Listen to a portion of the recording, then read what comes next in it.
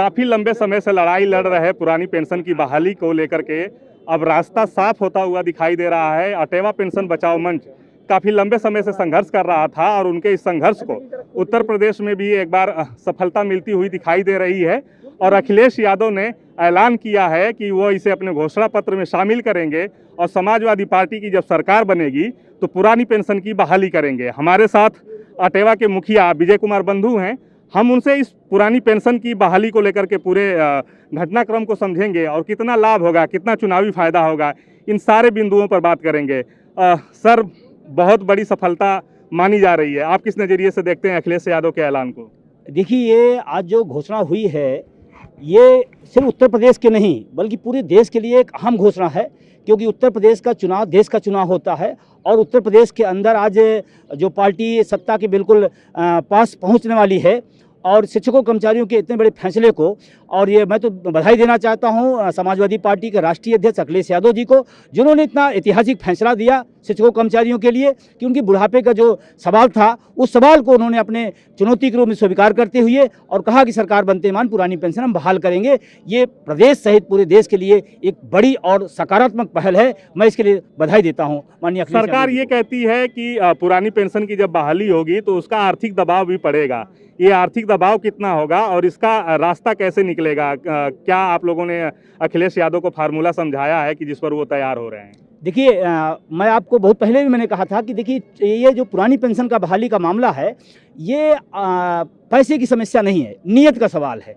अगर मैं इसलिए कह रहा हूँ, अगर नीयत का सवाल है इसलिए कि तमाम सारे लोग ले रहे हैं और जो खास करके मना करते हैं वो लोग खुद ले रहे हैं, तो पैसे का सवाल नहीं है, नीयत का सवाल है। शिक्षक कर्मचारी 60 साल काम करता है, वो बुढ़ापे में किसके पास जाएगा, किस अडानी के पास जाएगा, किस अडानी के पास जाएगा कि हमारी बुढ़ापे की क्या है?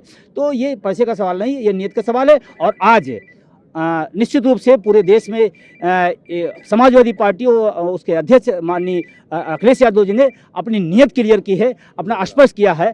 अब शिक्षकों कर्मचारियों का भी सवाल है कि अपने बुढ़ापे को अगर उनके लिए प्राथमिकता है तो उस दिशा में उनको भी अब लगना पड़ेगा। कितने कर्मचारी प्रभावित हैं? पुरानी पेंशन की जब बहाली का खत्म करने का इसको निर्णय लिया गया था, नई पेंशन स्कीम लाई गई थी, तब से लेकर अब तक अगर बहाल होती है तो कितने लोग लाभान्वित? देखिए, उत्तर प्रदेश में जो एनपीएस के अंतर्गत हैं लगभग 13 लाख लोग हैं जो एनपीएस के अंतर्गत है। कर्मचारी अगर टोटल बात करें तो 22 लाख लोग हैं और देश की बात करें तो देश में 70 लाख लोग हैं जो एनपीएस से प्रभावित हैं। और ये उत्तर प्रदेश का ही संदेश नहीं है, पूरे देश का संदेश है। और निश्चित रूप से अगर उत्तर प्रदेश के अंदर पुरानी पेंशन लागू होती है तो ये मान के चला जाए कि हिंदुस्तान में चाहे जो सरकार हो, चाहे जो बैठी है, उसको भी बहाल करना पड़ेगा। एक सवाल, अखिलेश यादव अगर अपने मंच से ऐलान कर रहे हैं तो उसके पीछे राजनीतिक कारण होंगे। आपको लगता है कि आप लोग ये बात पहुंचाएंगे? अखिलेश की बात तो जाहिर सी बात है कि कर्मचारियों तक पहुंचेगी ही पहुंचेगी। क्या इनको चुनावी लाभ भी पड़ेगा? आप लोग प्रचार के लिए इनके लिए प्रचार भी कर सकते हैं क्या?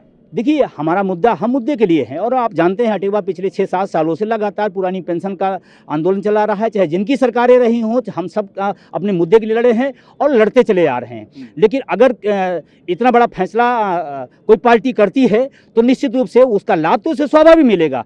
और शिक्षक कर्मचारी भी इस सरकार से कहीं न कहीं पीड़ित रहा, बहुत ज़्यादा देने की बात छोड़िए आप, छीना गया है कर्मचारियों को। और अब जब पाने की स्थिति आ रही है तो शिक्षक कर्मचारी भी बिल्कुल फैसला करने के मोड़ पे है और सरकार का टर्निंग पॉइंट साबित होने जा रहा है शिक्षकों कर्मचारियों के लिए पुरानी पेंशन की घोषणा।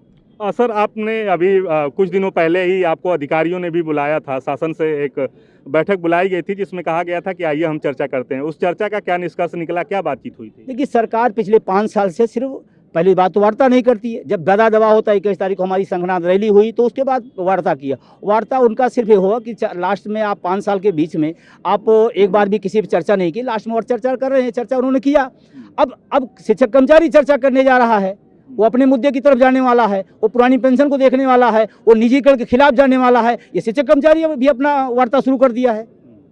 हमारे साथ अटेवा के महामंत्री नीरज प्रति त्रिपाठी भी हैं और आपसे भी जी। तो आप जो है भारतीय जनता पार्टी की सरकार आप लोगों में फूलों की वर्षा करती है, उसका कितना असर होगा या पुरानी पेंशन की बहाली का जो ऐलान हुआ है उसका ज़्यादा असर होगा? सरकार भी तो फूलों की वर्षा कर रही है, कह रही है कि नई पेंशन स्कीम से भी लाभ है। फूलों की वर्षा करने से किसी का पेट नहीं भरता। जिसका पेट खाली होगा वो क्या करेगा? उसका जितना असर पड़ेगा वो दिखाई पड़ेगा। जिस समय पर हमारे चिकित्सा कर्मचारियों ने और पुलिस के साथियों ने और अन्य कर्मचारियों ने लगातार जान देकर काम किया, उसमें आप फूल बरसा रहे हैं। उनकी चीज़ों को आपने कम कर दिया, भत्तों को कम कर दिया, काट दिया। ये कहाँ का न्याय है? और अब तो जब सीधे सीधे सरकार के लिए कहा गया है, हमारे इधर अभी अखिलेश भाई बोल दिए हैं, तो पूरा कर्मचारी संगठन के साथ लगेगा और निश्चित रूप से उनकी सफलता को आगे बढ़ाएगा।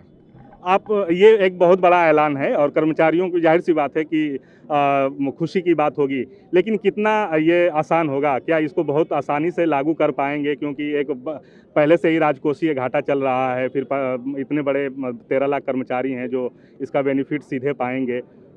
कितना बड़ा दबाव पड़ेगा? जहाँ तक दबाव की बात है, दबाव किसी प्रकार का नहीं पड़ेगा। जो हमारा पैसा बाहर जा रहा था वो पैसा हमारे देश में रहेगा, हमारे प्रदेश में रहेगा, हमारा प्रदेश बढ़ेगा, कहीं कोई समस्या नहीं आएगी। ये थे अटेवा के पदाधिकारी जिनका कहना है कि पुरानी पेंशन की बहाली का ऐलान जो है वो बहुत ऐतिहासिक है और इसका राजनीतिक असर भी पड़ेगा। सहयोगी अनुराग के साथ Sushil Kumar, daily insider, Lucknow. UP और देश दुनिया की तमाम ताजा तरीन खबरों के लिए आज ही गूगल प्ले स्टोर से इंस्टॉल करें हमारा तेजी से उभरता न्यूज ऐप डेली इंसाइडर।